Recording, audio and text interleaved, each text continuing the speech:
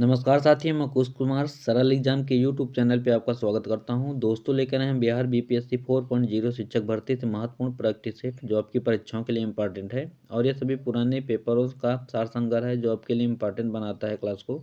तो आज बात करेंगे विशेष बिहार जो है उसके बारे में चर्चा करेंगे, क्योंकि बिहार में जो भी आंदोलन हुए हैं और जिन आंदोलन के संस्थापक और चयनकर्ता जो हैं उनके बारे में विशेष चर्चा करेंगे। इसमें सभी सिलेक्टेड क्वेश्चन है जो आपकी परीक्षा के लिए इंपॉर्टेंट है। ठीक, और जो भी मेरे नए दोस्त इस चैनल से जुड़ रहे हैं कृपया चैनल को सब्सक्राइब कर लें, ज़्यादा से ज़्यादा लोगों तक शेयर करें ताकि उनको भी इसका लाभ मिल सके। तो शुरू करते हैं आज का हमारा पहला प्रश्न बिहार से संबंधित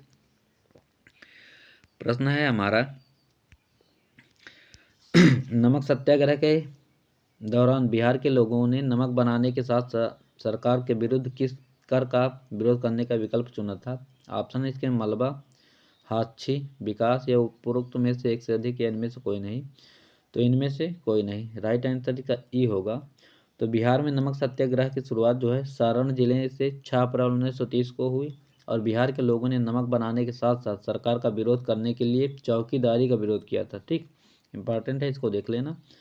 अगला हमारा प्रश्न है श्री कृष्ण सिंह द्वारा गठित बिहार की नवनिर्वाचित सरकार ने फरवरी 1938 में किस कारण से इस्तीफा दे दिया था? ऑप्शन है इसके गांधी जी द्वारा ब्रिटिश के विरुद्ध सत्याग्रह आंदोलन के कारण, बी है भारत की आज़ादी के आंदोलन में भाग लेने के कारण, सी है राजनीतिक कैदियों को छोड़ने के कारण और डी है उपरोक्त में से एक से अधिक या इनमें से कोई नहीं। तो राइट आंसर इसका है सी ऑप्शन, राजनीतिक कैदियों को छोड़ने के कारण हुआ था। तो इसमें डिटेल से बता दें आपको, तो 20 जुलाई 1937 को भारत सरकार अधिनियम 1935 के तहत श्री कृष्ण सिंह के नेतृत्व में बिहार में कांग्रेस सरकार का गठन किया गया, लेकिन फरवरी 1938 में राजनीतिक कैदियों की रिहाई के मुद्दे को लेकर श्री कृष्ण सिंह द्वारा गठित सरकार ने इस्तीफा दे दिया गया। श्री कृष्ण सिंह कौन थे? तो बिहार के पहले मुख्यमंत्री ये बनाए गए थे। अगला हमारा प्रश्न है किसने चंपारण सत्याग्रह के दौरान बिहार में गांधी जी की जान बचाई थी?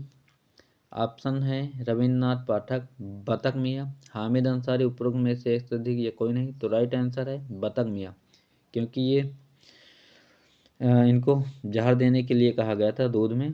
तो बतक मियाँ जो है अंग्रेज नील बगान अधिकारी के रसोइया थे और उन्होंने चंपारण सत्याग्रह के दौरान खाद्य विषाक्तता द्वारा गांधी जी के हत्या के प्रयास से उनकी जान बचाई थी। उन्होंने बता दिया था कि इसमें जहर है और इसको न पीजिए। बाद में उन्हें नौकरी से निकाल दिया गया तथा यातनाएं दी गई, यानी सजा हुई थी इनको, लॉर्ड इरविन ने दिया था। अगला है असहयोग आंदोलन के दौरान किसने बिहार में किसानों की अगुवाई की? तो सभी को पता होना चाहिए, स्वामी सहजानंद नहीं है तो इसमें स्वामी विद्यानंद होंगे। राइट आंसर बी होगा इसका। तो इसमें बता दें 1 मिनट, ये स्वामी सहजानंद और विद्यानंद एक किसान आंदोलन से संबंधित है। ठीक, तो स्वामी विद्यानंद जो है 1 अगस्त 1920 को असहयोग आंदोलन की शुरुआत महात्मा गांधी द्वारा की गई, जिसे बिहार में ब्रज किशोर प्रसाद, राजेंद्र प्रसाद, मजहरुल हक इत्यादि द्वारा नेतृत्व किया गया था। लेकिन इस दौरान बिहार के दरभंगा में हो रहे किसान आंदोलनों का नेतृत्व स्वामी विद्यानंद ने किया था और किसान आंदोलन की शुरुआत सहजानंद सरस्वती किए थे और 1936 में इसकी स्थापना हुई थी। ठीक, अगला स्वराज दल की स्थापना बिहार में किसने किया? तो स्वराज दल बंकिम चंद्र मित्र, श्री कृष्ण सिंह, रामलाल सिंह, ये उपरोक्त में से एक से अधिक या कोई नहीं। तो ये किए थे श्री कृष्ण सिंह। ठीक, स्वराज दल की स्थापना के बारे में बताया तो 1923 में मोतीलाल नेहरू और चित्तरंजन दास के द्वारा हुआ था। और इसमें बताएं तो श्री कृष्ण सिंह के बारे में तो 1 जनवरी 1930 को मोतीलाल नेहरू तथा चित्तरंजन दास द्वारा इलाहाबाद में हुआ था ना, में स्वराज दल की स्थापना की गई और बिहार में स्वराज की स्थापना श्री कृष्ण सिंह द्वारा की गई।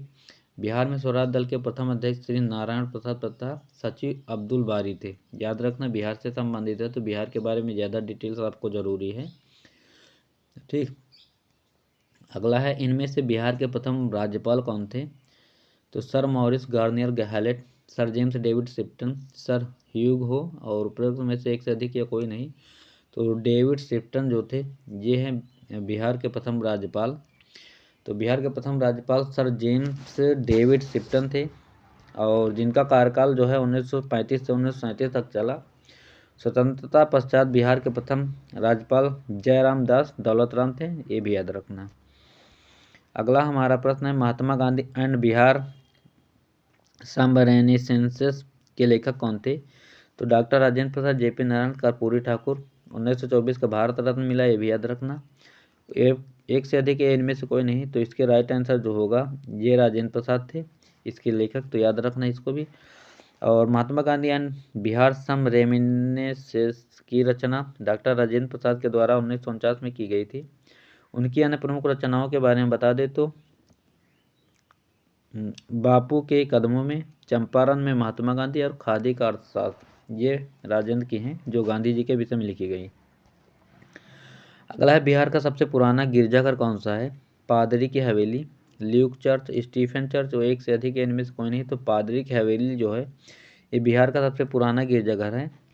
और इसकी स्थापना की बात करें तो ये रोमन कैथोलिक ने प्रथम बार 1713 में पटना में एक गिरजाघर की स्थापना की, जिसे वर्तमान में पादरी की हवेली के नाम से जाना जाता है, और यह बिहार का सबसे पुराना गिरजाघर माना जाता है। ठीक, अगला हमारा प्रश्न है दिवंगत अभिनेता कुमुदलाल गांगुली ने, जिन्हें उनके मंची नाम के अशोक कुमार के नाम से जाना जाता है, आप लोग देखे होंगे पुरानी फिल्म, अशोक कुमार की फिल्में बहुत प्रसिद्ध हैं, पुराने ज़माने के हीरो थे ये, का जन्म बिहार में किस शहर में हुआ था? तो इनका जन्म जो है पटना, मुंगेर, भागलपुर या एक से अधिक, इनमें से कोई नहीं, तो इनका जो जन्म भागलपुर में हुआ था, इसका राइट आंसर सी हो जाएगा। तो दिवंगत अभिनेता कुमुदलाल गांगुली यानी अशोक कुमार, जिन्हें मंची नाम अशोक कुमार के नाम से जाना जाता है, इनका जन्म भागलपुर में हुआ था। दादा मुनि और अशोक कुमार के नाम से लोकप्रिय कुमुदलाल गांगुली एक भारतीय अभिनेता थे, और 1988 में उन्हें दादा साहेब फाल्के पुरस्कार दिया गया था। वर्ष 1999 में उन्हें भारतीय सिनेमा में योगदान के लिए पद्म भूषण से भी सम्मानित किया गया था। ठीक, अगला है हमारा प्रश्न 1940 में पटना महिला विश्वविद्यालय की स्थापना किस समाज द्वारा की गई थी? Sister of the apostolic Carmel, society of Jesus, Irish Christian brothers, उपरोक्त में से एक से अधिक या इनमें से कोई नहीं, तो राइट आंसर ए हो जाएगा इसका, ये sisters of the apostolic Carmel. ठीक, तो sisters of the apostolic Carmel इसके द्वारा किया है। तो वर्ष 1817 में स्थापित एक स्वदेशी स्वैच्छिक निकाय है ये, और इसके द्वारा वर्ष 1940 में पटना विमेंस कॉलेज की स्थापना की गई थी। अगला हमारा प्रश्न है भारत के निम्नलिखित में से किस राज्य की सीमा बिहार में अधिकतम जिलों से लगती है? पश्चिम बंगाल, उत्तर प्रदेश, झारखंड या एक से अधिक, इनमें से कोई नहीं, तो राइट आंसर है एक से अधिक है। ठीक, तो बिहार के 8 जिले जो है सीमा उत्तर प्रदेश से साझा करते हैं, जिसमें से पश्चिम चंपारण है सबसे बड़ा जिला बिहार का, गोपालगंज है, सारण है, सिवान है, भोजपुर, कैमूर, बक्सर, रोहतास।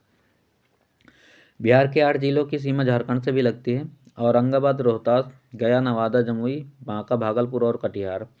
बिहार के 3 जिले जो है पश्चिम बंगाल से अपनी सीमा साझा करते हैं, जिसमें कटिहार, पूर्णिया और किशनगंज है, अतः बी और सी दोनों सही इसका। अगला हमारा प्रश्न है निम्नलिखित में से कौन सा भागलपुर के से मिर्जा चेवकी की ओर रेल मार्ग में बिहार का अंतिम रेलवे स्टेशन है? नेपाल से भी 7 जिले साझा करते हैं, भी याद रखना। ठीक, ऑप्शन है Kahalgaon railway station, Pirpainti railway station, Pirpainti कहाँ पड़ेगा? भागलपुर में है, समझे, अम्मापाली रेलवे स्टेशन, उपरोक्त में से एक अधिक या इनमें से कोई नहीं, तो इसका जो सही जवाब होगा ये है आपका अम्मापाली रेलवे स्टेशन। ठीक, अम्मापाली के नाम से आप लोग आंध्र प्रदेश का भी मत लगा देना, क्योंकि अम्मा अम्मा उधर ही रहती हैं। तो भागलपुर से मिर्जापुर चेवकी तक रेलवे मार्ग का बिहार का अंतिम रेलवे स्टेशन अम्मापाली रेलवे स्टेशन है। अम्मापाली रेलवे स्टेशन पूर्वी रेलवे क्षेत्र के मालदा रेलवे स्टेशन डिवीजन के अंतर्गत आता है। यह स्टेशन बिहार में भागलपुर जिले की पकरिया अम्मापाली में राष्ट्रीय राजमार्ग 80 के बगल में स्थित है। नेक्स्ट हमारा प्रश्न है बिहार में खनिज उत्पादन के संदर्भ में निम्नलिखित कथनों पर विचार करना है। रोहतास में पायराइट की सर्वाधिक भंडार है। चूना पत्थर कैमूर, भभुआ, मुंगेर में रोहतास जिलों में पाया जाता है। जमुई सोने के लिए भंडार है। ठीक, तो इसके सभी सवाल में से उपरोक्त में से कोई नहीं है। तो पायराइट उत्पादन के मामले में बिहार पहले स्थान पर, रोहतास जिले के लगभग 109 वर्ग किलोमीटर में पायराइट पाया जाता है। और बिहार के जमुई जिले में सोने का भंडार पाया गया है। भारतीय भूवैज्ञानिक सर्वेक्षण GISI के अनुसार जमुई जिले में 37.6 टन खनिज युक्त अयस्क सहित लगभग 222.88 यानी 88 मिलियन टन सोने का भंडार मौजूद है। और चूना पत्थर के लिए बिहार रोहतास कैमूर और मुंगेर जिले में पाया जाता है, अतः उपरोक्त तीनों कथन सही हैं। 1 मिनट, तीनों कथन सही, तो इसमें आपको लगाना चाहिए 1 से अधिक। ठीक, सभी सही है। ठीक, इसमें अगला है, बिहार में बहने वाली पवित्र नदी फल्गु निम्नलिखित में से किन नदियों के संगम बनाती है? मोहना और लीलांजन नदी लीलांजन यानी निरंजना है। ठीक, और सोन और मोहना, एक से अधिक या इनमें से कोई नहीं। इसका राइट आंसर है मोहना और निरंजना नदी, ए ऑप्शन इसका सही हो जाएगा। इसी को फाल्गु नदी के नाम से भी जाना जाता है। तो बोध गया से 3 किलोमीटर नीचे निरंजना नदी और मोहना दो बड़े आकार के पर्वतीय धाराएं मिलकर फाल्गु नदी का निर्माण करती है। इसकी चौड़ाई लगभग 270 मीटर है। लीलांजना यानी निरंजना नदी को यही निरंजना नदी लीलांजना नदी यही रूप में जाना जाता है। फल्गु को निरंजना भी कहते हैं। बिहार में फल्गु नदी की लंबाई जो है 135 किलोमीटर है। फल्गु नदी के किनारे प्रतिवर्ष पितृपक्ष मेला आयोजित होता है तथा लोग अपने पूर्वजों को मोक्ष की कामना करने के लिए पिंडदान यहीं पे करते हैं। ठीक, जिसे कहते हैं गया कहने गया करने गए हैं, तो गया बिहार यही है सब। बिहार में निम्नलिखित में से किस स्थान पर पहली बार चाय बागानों की स्थापना हुई थी? सुपौल, ठाकुरगंज, बहादुरगंज, एक से अधिक या इनमें से कोई नहीं। राइट आंसर आपका हो जाएगा ठाकुरगंज, बी ऑप्शन इसका सही है। तो 1990 के दशक में बिहार के किशनगंज में चाय की खेती प्रारंभ हुई और बिहार में सर्वप्रथम किशनगंज के ठाकुरगंज, पोठिया आदि प्रखंडों में चाय बागानों की स्थापना की गई। वर्तमान में किशनगंज के 7 प्रखंडों में 40,000 एकड़ में चाय की खेती की जाती है और बिहार के किशनगंज जिले में अन्य जिलों की अपेक्षा अत्यधिक वर्षा होती है तथा यहाँ की मिट्टी चाय की खेती के लिए उपयुक्त है। ठीक, अगला हमारा प्रश्न है, बिहार निम्नलिखित जिलों का अवरोही दशकीय जनसंख्या वृद्धि दर 2001 और 11 के अनुसार सही क्रम आपको चुनना है। तो सही क्रम के बाद बताएं, तो ये आपका बी ऑप्शन सही हो जाएगा। सिवान है पहला, किशनगंज, उसके बाद मधेपुरा है। तो 2011 की जनगणना के अनुसार बिहार की जनसंख्या दशकीय वृद्धि दर है 25.42%, जो देश के 6ठे स्थान पे है। सर्वाधिक जनसंख्या दशकीय वृद्धि दर वाला जिला आपका मधेपुरा है 31.12%। किशनगंज में दशकीय वृद्धि दर 30.44 है और जबकि सिवान जिले में यह दर 22.70 है। यही न्यूनतम जनसंख्या वृद्धि दर वाला गोपालगंज है 19.02। अगला हमारा प्रश्न है, बिहार में कृषि आधारित उद्योग में किस खाद्य उद्योग का प्रभुत्व है? तो इसके ऑप्शन है गन्ना उद्योग, अनाज आधारित उद्योग, दाल उद्योग, एक से अधिक या इनमें से कोई नहीं। राइट आंसर अनाज आधारित उद्योग। ठीक, गन्ना भी होता है बिहार में। तो बिहार में कृषि आधारित उद्योगों में अनाज आधारित उद्योग सर्वाधिक प्रमुख है। बिहार में कुल जो है 79.46 लाख हेक्टेयर कृषि योग भूमि में से लगभग 32 लाख हेक्टेयर यानी 40% से अधिक चावल की खेती होती है। बिहार एक मैदानी राज्य है जो जलोढ़ मृदा से परिपूर्ण है और जिसके कारण यहाँ चावल, गेहूँ, मक्का, दाल आदि प्रमुख अनाजें पाई जाती हैं। और बिहार में सबसे अधिक चावल और दाल की मिलें जो है पूर्वी चंपारण, दरभंगा, मधुबनी, अररिया और भोजपुर में है।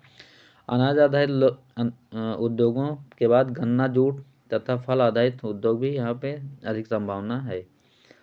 और नेक्स्ट है हमारा प्रश्न, बिहार के आर्थिक सर्वेक्षण 2021-22 के अनुसार वर्तमान में राज्य के शहरीकरण का स्तर क्या है? तो इसमें आपका 11.6% है, 22.4 है, 15.3 या 18.6। राइट आंसर इसका सी है, 15.3% है। तो बिहार आर्थिक सर्वेक्षण 2021-22 के अनुसार बिहार सरकार में शहरी केंद्र को पुनर्परिभाषित किया जिसके तहत बिहार में अब शहरीकरण का प्रतिशत 15.3 हो गया। ठीक, आगे बात करते हैं, वर्तमान में 15.3 हो गया है जबकि 2011 के अनुसार बिहार में शहरीकरण का जो है स्तर 11.3 था। 32 पुराने नगर पंचायतों को नगर परिषदों में और 5 पुराने नगर परिषदों को नगर निगमों में उत्क्रमित किया गया है। अगला है, बिहार में खादी के ब्रांड एम्बेसडर कौन है? तो सभी को पता है बिहार में खादी के जो हैं ब्रांड एम्बेसडर मनोज तिवारी हैं। राइट आंसर सी है इसका। और भोजपुरी गायक और भाजपा सांसद मनोज तिवारी खादी और बिहार के हस्तशिल्प ब्रांड एम्बेसडर बनाए गए हैं। अगला है सीता माता की विश्व की सबसे लंबी मूर्ति 251 मीटर का निर्माण बिहार के किस जिले में किया गया? मधुबनी, सीतामढ़ी, बोधगया, पटना। तो सीतामढ़ी में हुआ है इसका। सीतामढ़ी जो है आपका नेपाल से सीमा साझा करता है, ठीक। ऊपरी भाग है पश्चिमी चंपारण के और पूर्वी चंपारण से जुड़े हुए जिला है। तो रामायण रिसर्च काउंसिल के नेशनल कोऑर्डिनेटर व जूना अखाड़े के महामंडलेश्वर हिमालयन योगी स्वामी वीरेंद्रानंद जी महाराज ने कहा है कि रामायण रिसर्च काउंसिल की ओर से माता सीता की विश्व में सबसे ऊंची 251 मीटर की प्रतिमा सीतामढ़ी में स्थापित होगी, ठीक। अभी तक वर्तमान में भारत की सबसे ऊंची यानी विश्व की सबसे ऊंची मूर्ति 182 मीटर है। Statue of unity Sardar Patel की है, जो नर्मदा नदी के किनारे बड़ोदरा में बनाई गई है, साधुपेट द्वीप पे, ठीक। उसके निर्माण करता है वो राम सुतार। लेकिन अब बनेगी विश्व की सबसे ऊंची मूर्ति 251 मीटर की है। ये आपका बिहार में सीतामढ़ी में बनेगी, ठीक। अगला आपका सूची मिलान करना है। बिहार के राज्यपाल नीतीश, तो इसमें बिहार के मुख्य न्यायाधीश कौन है? ये फिलहाल कुछ इसमें कम भी हो गए होंगे, बदल भी गए होंगे। और बिहार के मुख्यमंत्री फिलहाल ये तो नीतीश कुमार हैं। और बिहार के मुख्य चुनाव अधिकारी फागू चौहान। तो इसका मिलान आपको बता देते हैं इधर। बिहार के राज्यपाल फागू चौहान फिलहाल अब नहीं, राजेंद्र विश्वनाथ अल्लेकर हैं। मुख्य न्यायाधीश संजय करोल हैं। बिहार के मुख्यमंत्री नीतीश हैं, ये भी सही है। बिहार के मुख्य चुनाव अधिकारी आर श्रीनिवासन, ठीक। बिहार में ऑपरेशन प्रहार संबंधित है। तो ऑपरेशन प्रहार किससे संबंधित है? कोविड-19 से, साक्षरता अभियान, धूम्रपान निषेध या शराबबंदी। तो ऑपरेशन प्रहार आपका शराबबंदी से संबंधित, इसका राइट आंसर डी हो जाएगा, ठीक। देख लेते एक बार, सही है कि हाँ, शराबबंदी से, ठीक। तो बिहार पुलिस द्वारा राज्य के गंभीर आपराधिक घटनाओं के शामिल अभियुक्तों के साथ शराबबंदी कानून का उल्लंघन करने वालों की गिरफ्तारी के लिए ऑपरेशन प्रहार चला गया है। इसका राइट आंसर डी है। तो ये थे आज के बिहार के कुछ महत्वपूर्ण प्रश्नों को प्रैक्टिस जो आपकी परीक्षा के लिए इंपॉर्टेंट है, और उम्मीद है कि इसकी डिटेल आपको अच्छी लगी होगी। ज़्यादा से ज़्यादा लोगों तक शेयर करें ताकि उनको भी इसका बेनिफिट मिल सके, और उम्मीद है कि यह वीडियो आपको अच्छा लगा होगा। क्लास अच्छी लगे तो लाइक और सब्सक्राइब करना ना भूलें। बाय सभी को, thanks for watching this video, thank you.